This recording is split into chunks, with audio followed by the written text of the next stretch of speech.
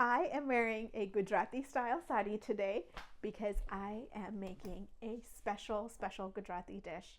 This is a family favorite, and today I'm making Surti Undhiyu. There are several different types of undhiyus that are made across Gujarat, and depending on what region you're from, you have a style of undhiyu that you make. I'm making Surti Undhiyu today, which is actually not traditional to where my family is from. But my mom learned to make this after she got married from a neighbor, I believe. And she has passed on this recipe.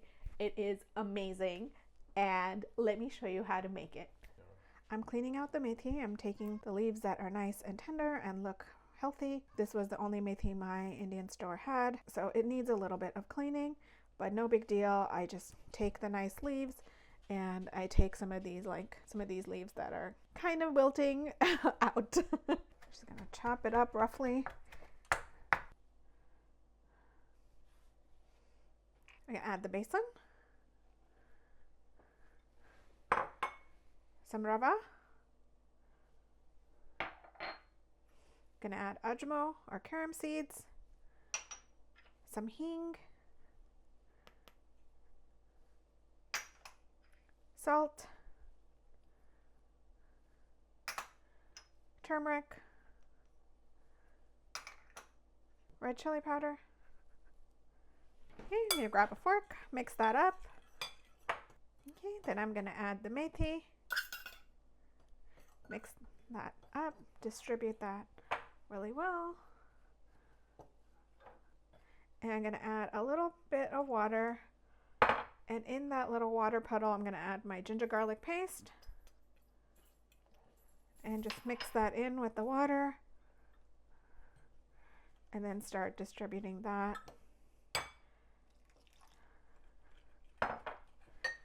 So traditionally, muthiya dough is pretty firm, but I like to make mine a little bit more wet than is normal, because that way I get a muthiya that's kind of just free flow fried rather than fried by making the shape. This is my muthiya batter, and this is not traditional muthiya batter, because traditional muthiya batter would be a lot more firm.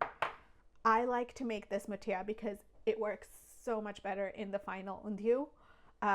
The undhiyu muthiya soak up the juices. You don't have to worry about the muthiya staying too firm. So I've made this recipe so many times, and I've adapted the muthiya to be made like this, so you can fry them in a dollop. You don't have to use your muthi, your fist, to form the muthiya. So non-traditional muthiya batter is done. Let's fry them up. Add your frying oil and bring it to temperature. I like to just leave it at medium heat. Okay, I'm going to test the oil. I'm going to just add a little tiny bit. Nope, that is not ready. And test the oil again. We're going to test the oil, put a little dollop of batter in, and it is bubbling up and rising in a few seconds, so it's almost there. I'm going to give it another minute to heat up. We're going to fry these. So I'm going to scoop a little bit with my fork, and I'm going to use another fork to kind of push that in there and make some small dollops. And it doesn't have to be exact.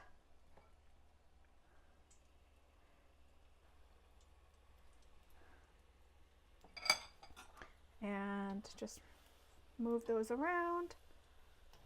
A more traditional method is to use your fist to shape the muthiya. You would have a firmer dough that you could shape with your fist. Muthi is a fist, and so muthiya are those that are shaped by the fist. I don't like to get my hands dirty if I don't have to, but also I find that this softer dough works a lot better in the undhiyu. Just keep frying these, moving them around until it is nice and golden. Okay, these look good. They're nice and golden. I know a lot of people like their muthiya super dark. I don't cook them that much for undhiyu especially. I find that this color and texture works the best. Okay, now I'm going to make some more. I just scoop a little bit up with my fork and I scoop it back out.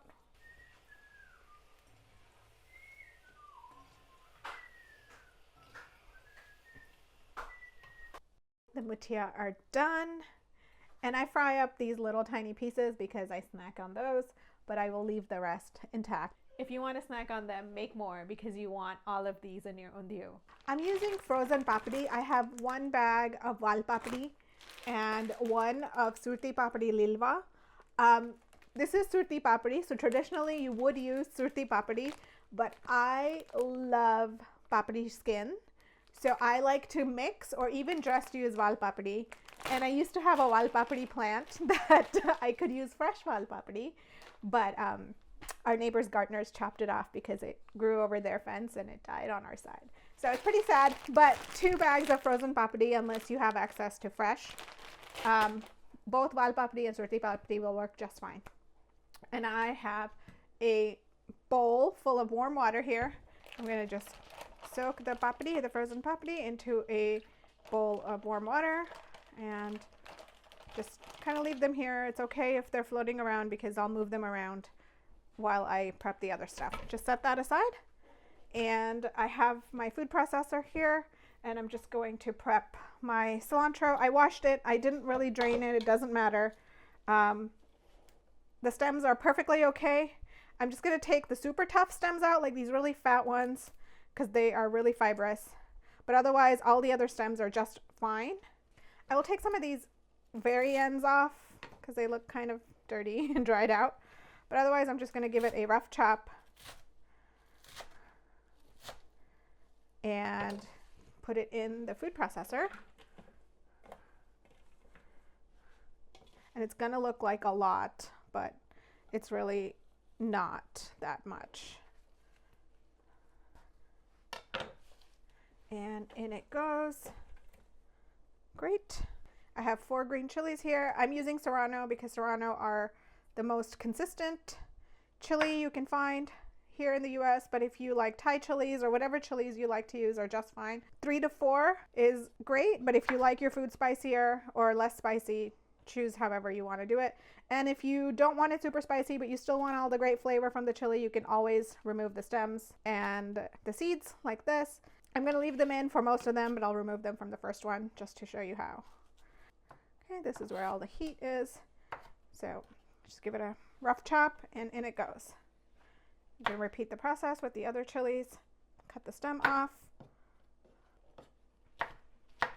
Just a rough chop and in it goes.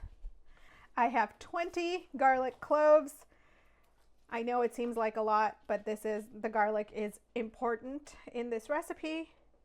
So just smash, take the peel off and transfer them directly in. Okay, that's the last clove. I know it's a pain to peel, but trust me, it's worth it. To this green masala, I'm going to add our salt. I'm going to add 2 teaspoons of ajmo. So 1 and 2, and the rest will go into the Vaghar. I'm going to add a 1/4 teaspoon of the hing, and the rest of it will go into the Vaghar as well. And then 6 tablespoons of dhana jiru. This is freshly ground coriander and cumin, and you need 6 tablespoons. Now we're going to just put the top on and pulse. I'm not making a chutney here. I'm only coarsely chopping, so I'm just going to use pulse. I'm not going to let it run.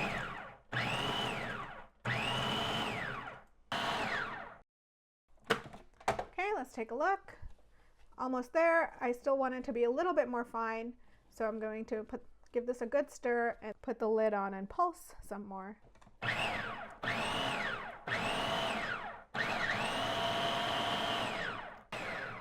I think it's good to go. Let's check.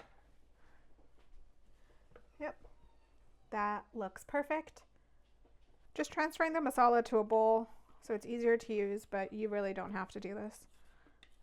Okay, I have all my vegetables that I need to prep. I need to peel all my sweet potatoes and potatoes, so I'm just going to start peeling. I have some water, some cool water in a bowl here, and as soon as I'm done peeling them, I'm just going to throw them in there so they don't brown. And we always use sweet potatoes with the white flesh for undhiyu, or really any Indian recipe, because the orange sweet potatoes just have a very different flavor profile.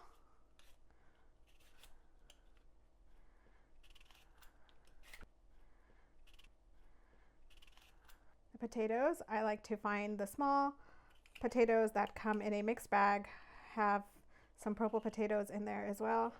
These are really annoying to peel, but it's worth it, I promise. We don't actually even always put potatoes in our undhiyu at home. When we were kids, we told our mom to stop putting regular potatoes in the undhiyu and just to put sweet potatoes instead, because both me and my brother absolutely love sweet potatoes in our undhiyu. For the eggplant, I'm going to leave the stems intact, and I'm going to create a little cut here. You can also take your stems off, but this just helps make sure it holds together better. And then after I cut the other part, then I'm going to cut my stem off, cross cut like that, just 3/4 of the way through. And then I'm going to cut the stem off. These are globe eggplant. I actually bought them from the Thai store in my neighborhood, but Asian stores, Indian stores should all have them. And honestly, if you can't get globe eggplant and you get any other kind, you just don't put these cross hatches on, and you just chop them up into large pieces, and it works. It still tastes the same. It just doesn't have the same appearance. Cross hatch 3/4 of the way through, and then cut the stem off. So I'm going to stuff these. So I have my filling, and I'm just going to take my rubber spatula and kind of get as much of it in there as I can without splitting the eggplant. Be gentle with it. The eggplant is pretty forgiving, but still you don't want to push too hard, otherwise it will split. And you can use gloves here if you are sensitive to chilies, because we do have a fairly spicy mix here. Okay, great, that looks perfect. I'm just going to set it aside and stuff the others.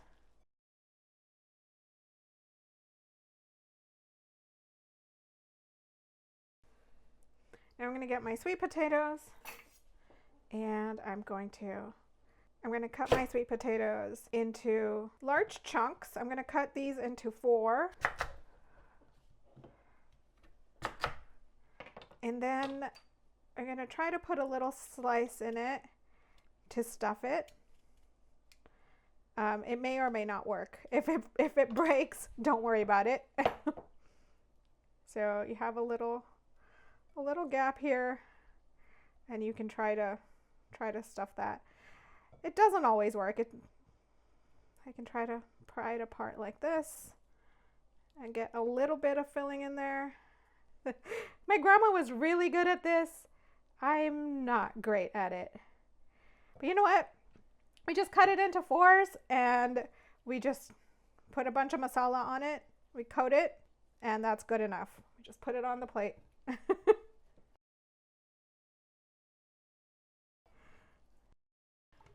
All right, now I'm going to get my potatoes out of the water. I'm just going to put them in my masala directly, and it's okay if they have a bunch of water on them. And I'm just going to give this a stir. And I did the same thing with the sweet potatoes. I'm going to coat the potatoes on the sweet potatoes in the masala, just so they get a little bit of flavor, and so that they don't start turning brown while I'm working on the next step. So just coat them and then put them on your plate.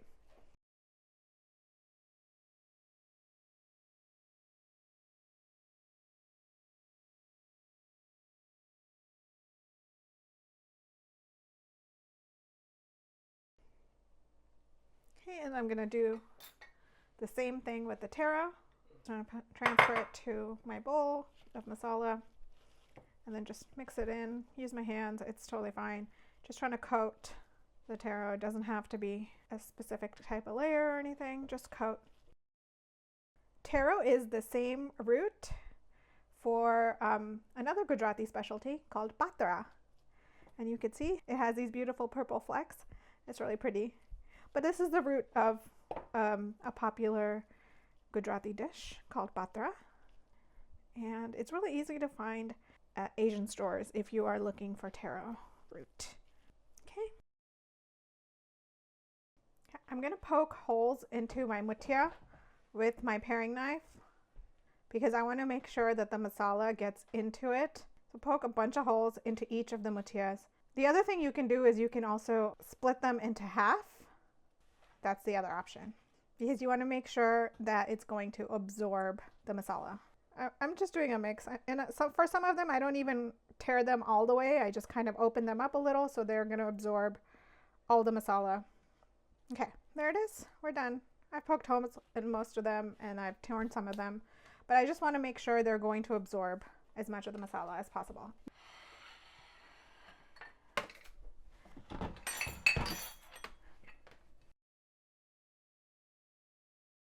Okay, I'm going to start the saute mode on my Instant Pot and add the oil. And I'm going to let that heat up until it starts shimmering. Okay, test the oil to see if it's ready, and that's perfect. It's sizzling right away, so I'm going to add all my ajmo, my carom seeds. I have hing here, and give that a nice stir. Then we're going to add our papdi that has been defrosted. And that's okay. It has some water in it, but no problem.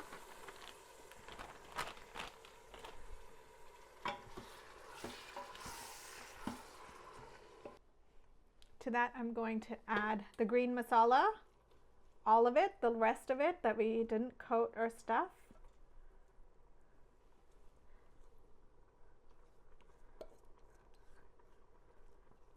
Scrape every bit of goodness into the pot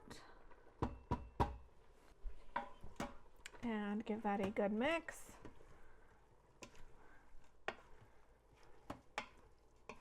Okay, cook this until the water from the papdi dries out a little bit, just about a minute or two. Just burning off a little bit of that liquid. Okay, that looks pretty good. Now I'm going to add all the rest of the ingredients, but gently.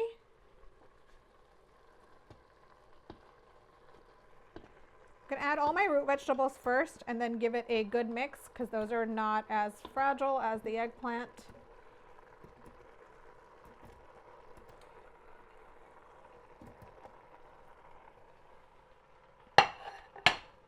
And I'm also going to add in all the muthiya.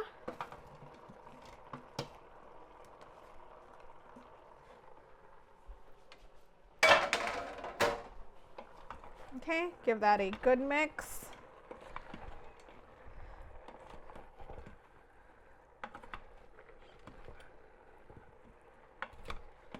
Make sure that all of that papdi is moving around with the masala.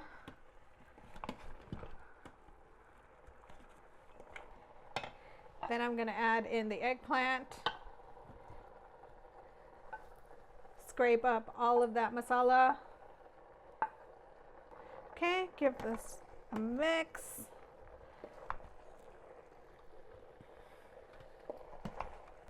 This is really testing the maximum ability of my Instant Pot.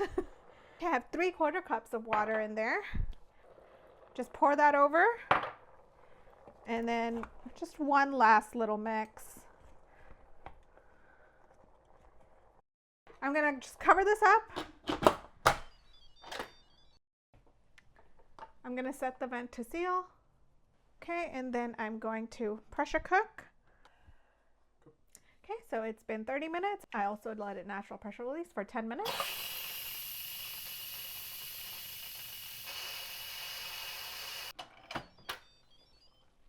Let's check to make sure everything is cooked. Test the eggplant. That's perfectly cooked. The muthiya is also done. And then I'm going to check the potato. That's cooked. Sweet potato, also perfectly cooked. Okay, we are all set. Okay, so our undhiyu is ready, and let's try it. I'm going to serve myself a few different pieces. I have a Muthiya here. I'm going to get a sweet potato. I have some papdi.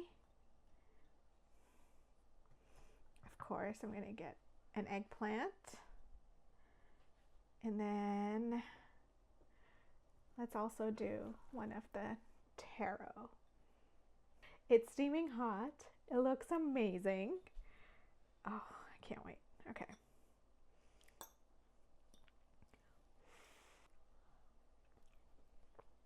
That is quite possibly the best food on earth. That's so good. Definitely, quite possibly the best food on earth. So, so good. There you have it. Delicious undhiyu in the Instant Pot. I hope you try it. Please click the bell icon so you can get my videos as soon as I upload them. Thank you. Bye. See you next time.